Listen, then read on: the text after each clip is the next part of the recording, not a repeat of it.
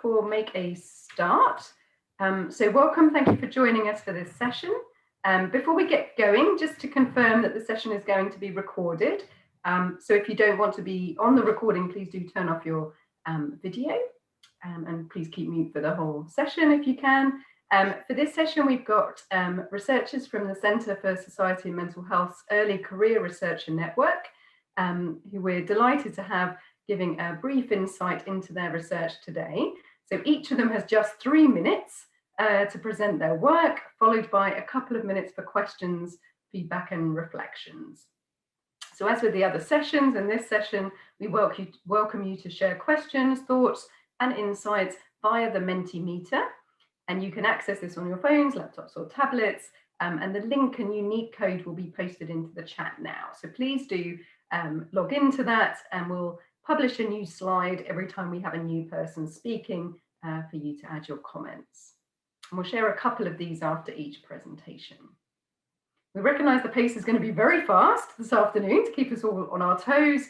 So we'll share contact details at the end of each of the speakers so that you can contact them with additional thoughts afterwards. Okay, so we'll get started straight away with our first presenter, which is Sohail Jannesari, who is a final year PhD student funded by the ESRC. And his research investigates the impact of the UK asylum process on mental health, with a focus on Iranian and Afghan asylum seekers. So he's inviting comments and questions via the Mentimeter on the Sanctuary Seeker framework, which he'll present to you today. So please do post those in the Menti. Over to you, Sohail. Great, thank you. I really hope I'm not a first year student. I don't think I could take it. 3 minutes, so I'm going to get into it. So my PhD is on what affects mental health, what affects the mental health of Iranians and Afghans during the asylum process. To that end, I conducted a systematic review, ethnography of 3 participatory research projects with Iranian Afghan community groups.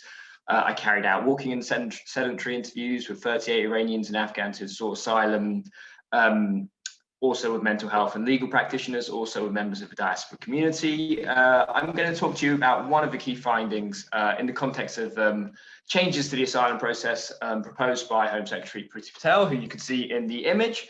So Priti Patel, part of the proposed changes to the asylum process is to create a what seems to be a new legal category of people who have entered the UK through what she deems to be legal routes to then claim asylum. These people would only ever receive temporary permission to stay in the UK. So I'm sure in a year or two we'll be seeing lots of academic papers on whatever she deigns to call this new category of people, let's say aliens, and there'll be lots of papers on the mental health effects of mental health and this new legal category, and the results will show that these people have much worse mental health than asylum seekers, who in turn have much worse mental health than refugees, who in turn have much worse mental health than people of a similar ethnicity who were born in the UK. And charities will probably start providing specific services to support this group of people, and mental health services might be closed off to these sort of people depending on the legal rights and entitlements they get. But basically my findings suggest that the legal category of asylum seeker and the general fragmentation of the migrant legal categories is part of a pervasive Home Office discourse of distrust, disbelief and Orientalism. So this discourse has 3 important characteristics. 1, there's an expected behaviour of compliance where people must reveal all relevant information in support of their application at the earliest possible opportunity and speak of the unfiltered truth to hostile Home Office officials. 2, there are limited and specified spaces where people can speak and relate their stories, namely the asylum interview. And 3, there's a way of speaking and fashioning asylum stories in the language that the Home Office accepts. A story that is exact with dates and chronology, describes a helpless and hapless victim, and matches Orientalist understandings of Afghanistan and Iran, which is what the places I focused on. And anything less will be distrusted and suspected and attacked during the asylum interview. So basically, I'm proposing that migration researchers, we use a sort of an alternative to the legal and discursive category of asylum seeker. I offered an experience-based conceptual framework of sanctuary seekers. This framework will group people based on difficulty obtaining permanent status and how supportive post-migration conditions are to integration. So the difficulty of attaining status could be assessed with reference to the average decision waiting time, acceptance rates by nationality, migration interview processes, and access to legal aid. Obviously, these factors might depend on demographics. And then temporary status rights can be suitable accommodation, post-society discrimination, access to diaspora or sanctuary-seeking social networks. Sorry, we're at time, so I'm going to have to stop you there. I'm very sorry. We've got a minute or so just for questions. I'm pretty sure it's super quick.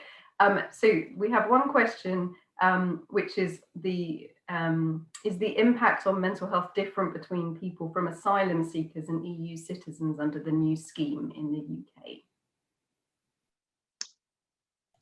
I don't know what Priti Patel's going to do about EU. I guess EU people have a visa entitlement to be here for 90 days or something, right? So I imagine, I wonder if we'll see EU asylum seekers. Yeah, I don't know. We'll have to wait and see what the policy is. Great. All right. Thank you so much. And we'll move swiftly on. I'm so sorry. Thank you for that. That's great. So our second speaker is Sanchika Campbell. She's a second-year PhD student based within the Marginalised Communities Programme in the Centre for Society and Mental Health. And her PhD project aims to understand the role of faith and religious coping in dealing with adversity and its relationship to mental health and help seeking among Black ethnic groups in South East London.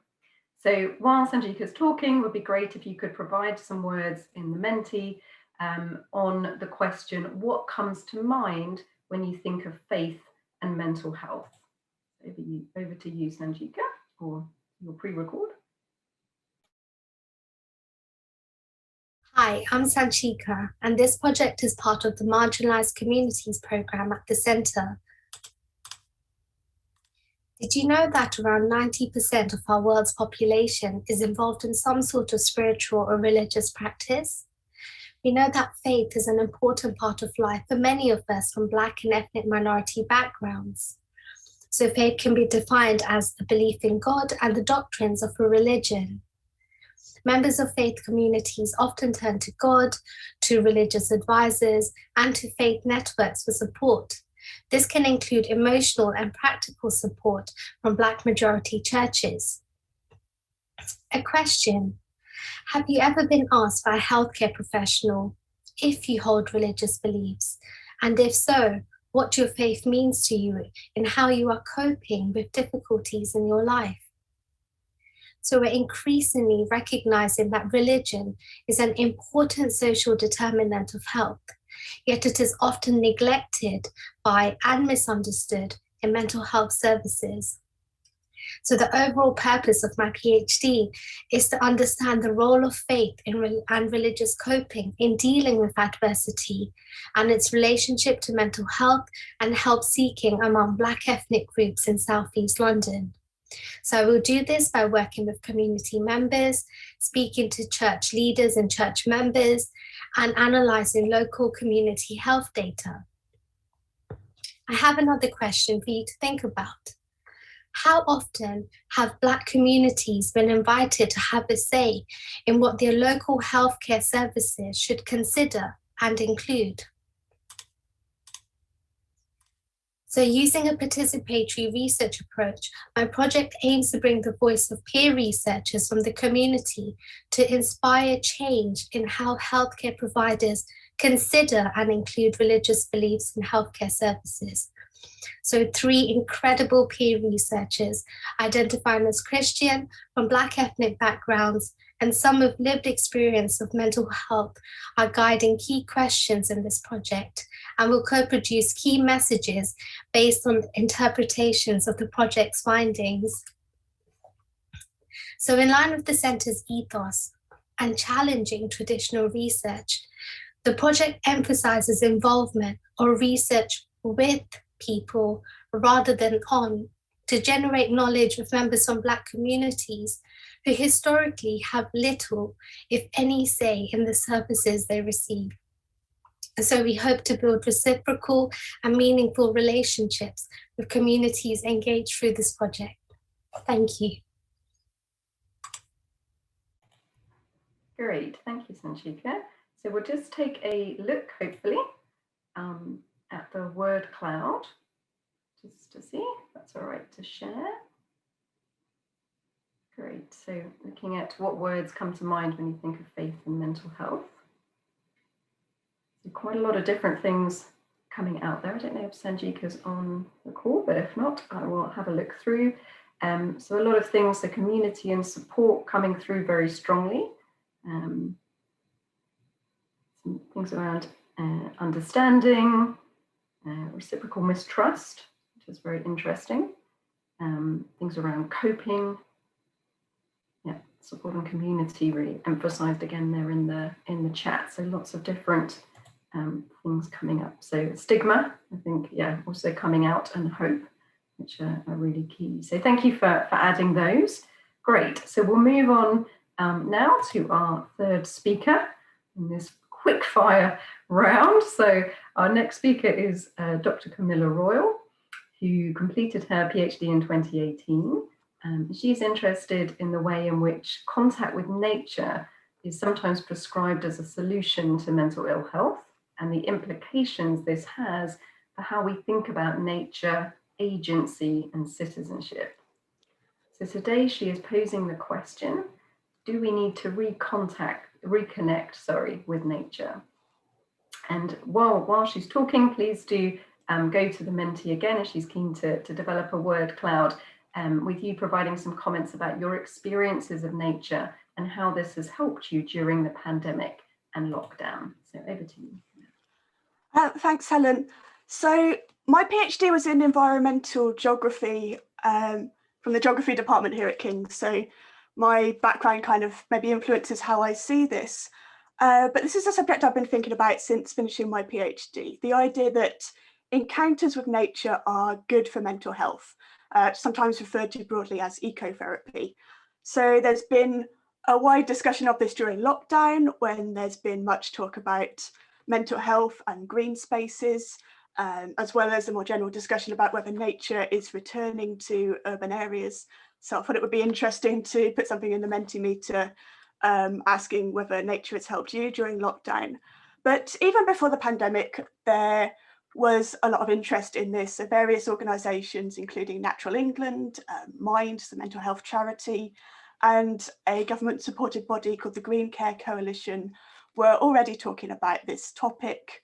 And like Mind, for example, advocates quite a range of different types of activities, from the more formal, such as social and therapeutic horticulture programs or care farming, to more informal everyday activities, such as going for a walk or just even spending more time looking out of the window each day.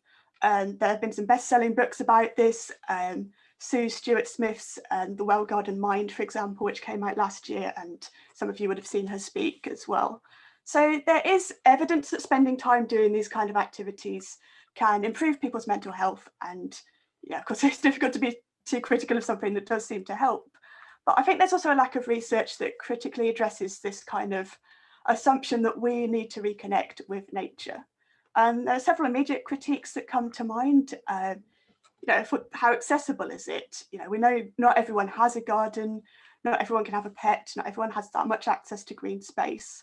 And sort of related to that, are we saying that there are certain types of people who are not sufficiently connected to nature, or seen as not sufficiently connected? And so kind of moral obligation on them to be more connected to nature. Is this kind of making people responsible for dealing with their own mental health problems? This is an ongoing debate about mental health. Does it evade state responsibility? And you could also kind of cynically suggest that this is being promoted because it is quite low cost and as an alternative to more expensive interventions. I'm also interested in more broader questions about what ecotherapy means for our assumptions about nature. So what kind of natural environments are considered beneficial or otherwise, which I've tried to represent on the slide. Some people really like flowers and gardens. Some people quite like to see weeds coming out of the cracks in the pavement and sort of, relate to that somehow.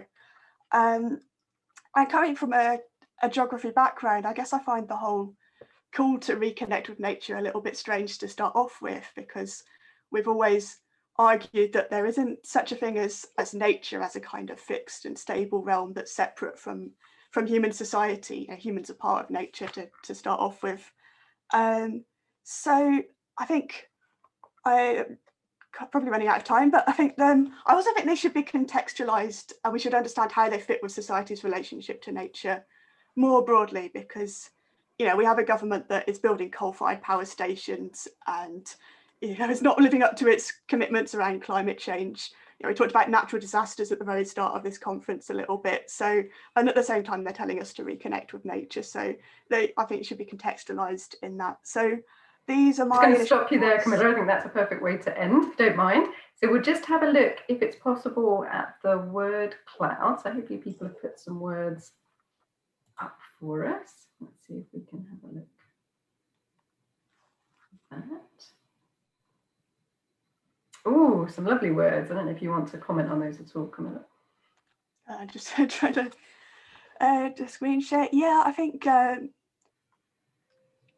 feelings of calm and peace comes across quite a lot. Calming walks, and I think being a break from screens. Being excited at growth. I think that's something that people talk about as well. That especially with gardening and things, you plant a seed and you sort of commit to it and you see it growing. I think it can make, some people say it makes them think about the future and consider the changes in the seasons. And I like the idea of that escape and freedom seems very relevant, doesn't it, really, in current pandemic times, the opportunity to just get out of one's house, even if briefly, has been really important. Great. So thank you for that, Camilla. Let's move on to our next speaker. So our next speaker is Dr. Rachel Latham, who is a postdoctoral research associate at the Institute of Psychiatry, Psychology and Neuroscience at King's, and her research focuses on individuals' risk and resilience following experiences of childhood victimization. And in the Mentee today, she's inviting comments or questions on mental health and resilience, which she's going to present to you today. So over to you, Rachel.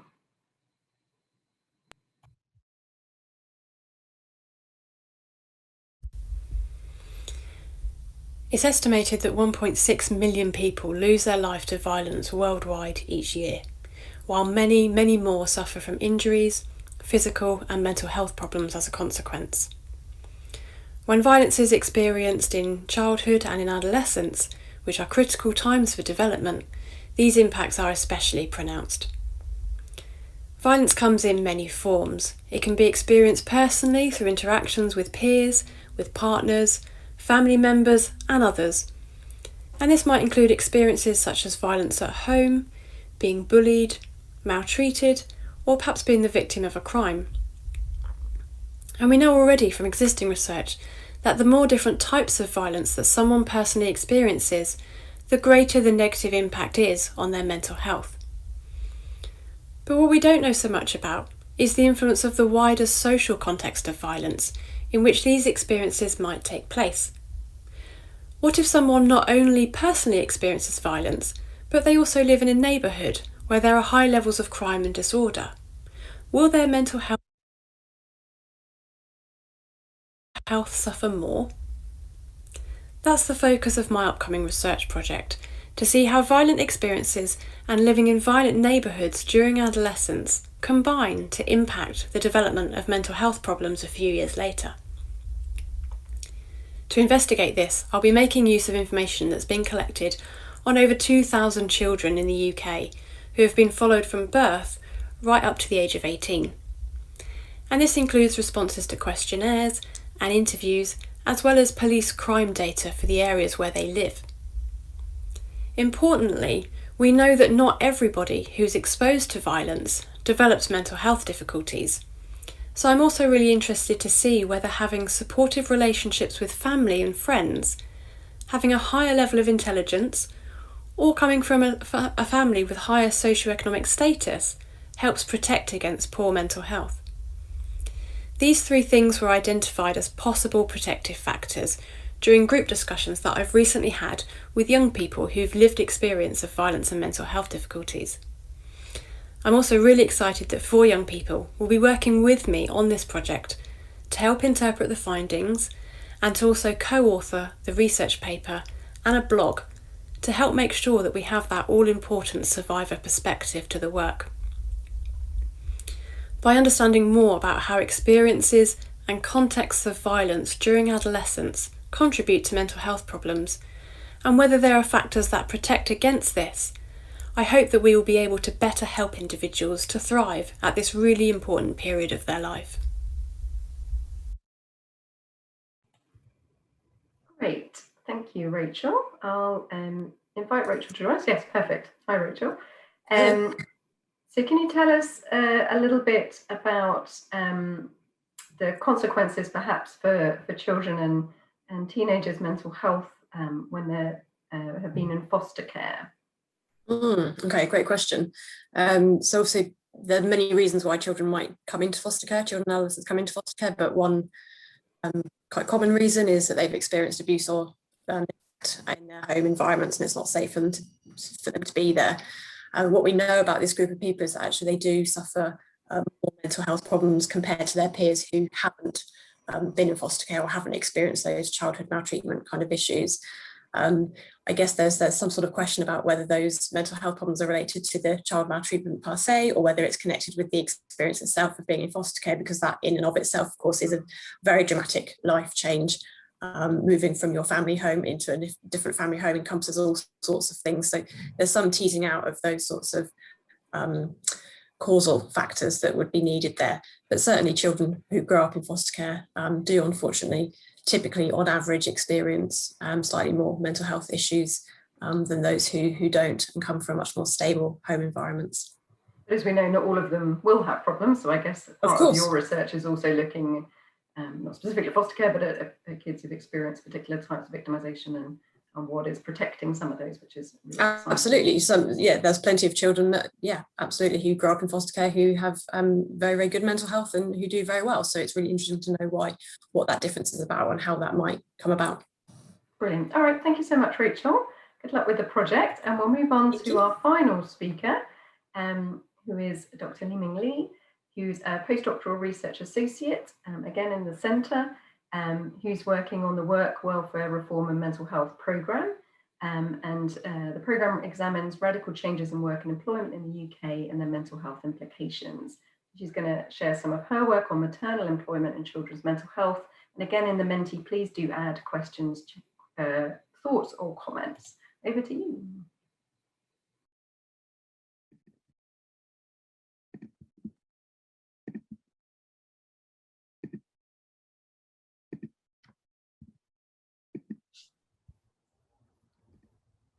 Yeah, can you see my screen? Yeah, if you want to make it full screen, that would be great. In the slideshow. Perfect, there we go. Hello, everyone. So I'm Liming Li. Today I'm going to present a working paper by me and my colleague Marcio Avandano on maternal employment and children's mental health using the case of long-parent families in the UK. So first, a bit of background information. So the UK is among the European countries that rank the highest in terms of the proportion of long-parent families. In the past 2 decades, about a quarter of families were headed by long parents, and among them, 9 out of 10 were by long mothers.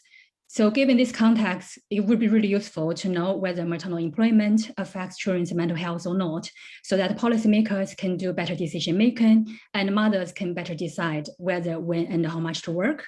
Currently, in terms of literature, there have been some studies on maternal employment and children's mental health, mainly from North America. There's relatively limited evidence in the UK, especially in terms of maternal employment in the past decade. And there is even less evidence based on long-parent families. There's also little consensus on whether maternal employment affects children's mental health or not. So one of the challenges of estimating such effects is really about the issue of endogeneity. So basically, mothers who work may be systematically different from mothers who do not work. Therefore, the effects we observe may not be because of employment per se, rather because of other unobserved characteristics related to the mothers. So in our study, we address this issue by estimating the causal relationship between maternal employment and the children's mental health using an exogenous policy instrument. So we look at the long parent obligation policy, which requires long mothers who were on welfare benefits to look for work when their youngest child reaches a certain age. We are using a sample of children from millennial cohort study. Those children were aged 3 to 14 years during 2004 and 2015. We measure mental health using the strengths and difficulties questionnaire, which covers a range of behavior for the children, including hyperactivity, emotional symptoms, conduct, and peer problems. So in terms of findings, we find an increase in maternal employment for the long mothers who were affected by the policy. There was also a modest increase in terms of their family income. There were declines of their health, both physical health and mental health. There wasn't significant change in terms of mothers' perceived childcare time. So overall, those changes in long parent families didn't really produce significant change for the mental health of the children. So what do those findings mean? So one of the things is welfare to work policies can have unintended consequences. As we can see here, those mothers who were moving off benefit receipt were actually doing worse in terms of their physical and mental health. Another thing is welfare to work policies should be more focused on things such as improving the quality and the returns of work for long mothers who are moving off benefits to employment so that their children can really benefit in terms of their socio-emotional development. Thank you. Fabulous, thank you so much, and exactly on time, perfect.